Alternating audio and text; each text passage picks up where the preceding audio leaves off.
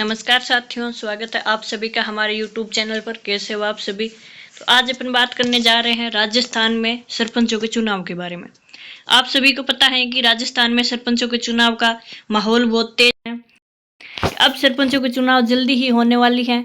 अब राजस्थान में मुख्यमंत्री भजनलाल शर्मा ने यह घोषणा कर दी है कि मुख्यमंत्री की बड़ी घोषणा हो गई है कि अब राजस्थान के चुनाव की सरपंचों के और उप सरपंचों के डेट की चुनाव फिक्स हो गई है।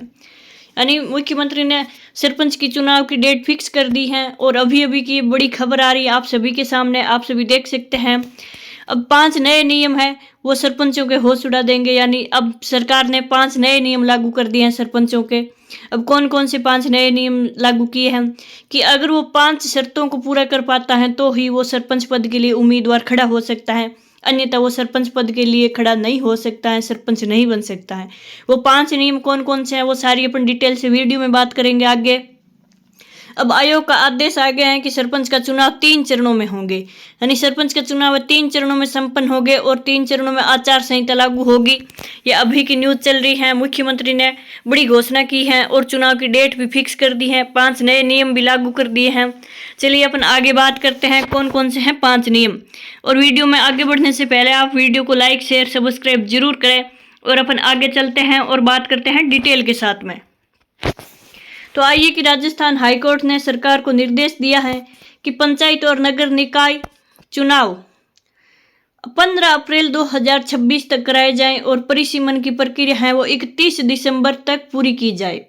अब कोर्ट ने चुनाव स्थगन को गलत ठहराते हुए कहा है कि पंचायत और निकाय चुनाव एक दिन भी टाले नहीं जा सकते हैं। अब राजस्थान हाईकोर्ट ने राज्य सरकार को कड़ा निर्देश देते हुए कहा है कि पंचायत और नगर निकाय चुनाव है 15 अप्रैल 2026 से पहले हर हाल में कराया जाए। और साथ ही अदालत ने साफ कह दिया है कि दोनों चुनाव है वो एक साथ कराया जाए कि परिसीमन की प्रक्रिया 31 दिसंबर 2025 तक पूरी हो जानी चाहिए। और कार्यवाहक मुख्य न्यायाधीश SP शर्मा की खंडपीठ ने गुरुवार को गिरिराज सिंह देवंदा और पूर्व विधायक समय लोढ़ा द्वारा दायर याचिकाओं सहित कई अन्य याचिकाओं पर यह फैसला सुनाया है।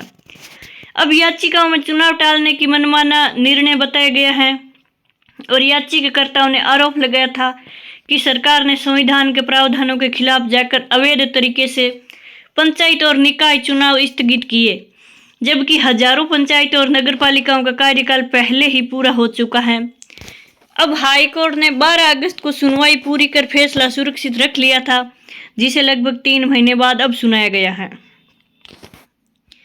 अब आगे देखते हैं कि याचिकाकर्ताओं के वकील प्रेमनंद देवंदा ने कहा कि सरकार ने 16 जनवरी 2025 की अधिसूचना से पंचायत चुनाव रोक दिए, जो संविधान के अनुच्छेद 243E और 243K और राजस्थान पंचायत राज अधिनियम 1994 की धारा 17 का स्पष्ट उल्लंघन है। उन्होंने कहा कि पंचायत का कार्यकाल 5 वर्ष पूरा होने पर चुनाव एक दिन भी स्थगित नहीं किए जा सकते। जिन सरपंचों का कार्यकाल समाप्त हो गया है वे अब साधारण नागरिक हैं, इसलिए उन्हें प्रशासक के रूप में बिठाना पूरी तरह गैर कानूनी है। अब नगर निकायों में भी सरकार पर मनमानी का आरोप। पूर्व विधायक संयम लोढ़ा की याचिका पर उनके अधिवक्ता पुनीत सिंघवी ने दलील दी कि 55 नगर पालिकाओं का कार्यकाल नवंबर 2024 में खत्म हो चुका है। इसके बावजूद सरकार ने चुनाव न कराकर अवैध रूप से प्रशासक नियुक्त कर दिए। और उन्होंने कहा कि यह कदम नगरपालिका अधिनियम 2009 और संवैधानिक नियमों का खुला उल्लंघन है। और सिंघवी ने यह भी बताया है कि सुप्रीम कोर्ट ने स्पष्ट किया है और प्राकृतिक आपदा जैसी गंभीर परिस्थितियों को छोड़ के स्थानीय निकाय चुनाव नहीं किए जा सकते।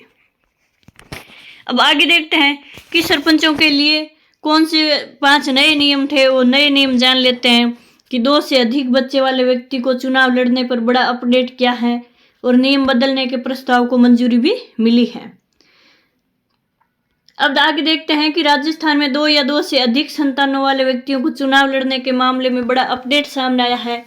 और पंचायत निकाय चुनाव की तैयारियों के बीच मंत्री झाबर सिंह खर्रा ने बड़ा फैसला लिया है। और मंत्री ने नगरपालिका अधिनियम में संशोधन के लिए भेजे गए प्रस्ताव को प्रशासनिक अनुमति प्रदान कर दी है। अब अधिनियम में संशोधन का प्रस्ताव विधि विभाग को भेजा जाएगा। इसके बाद विधि विभाग से मंजूरी मिलने के बाद संशोधन प्रस्ताव को विधानसभा में रखा जाएगा। अब चुनाव लड़ने पर क्या है बच्चों वाला नियम।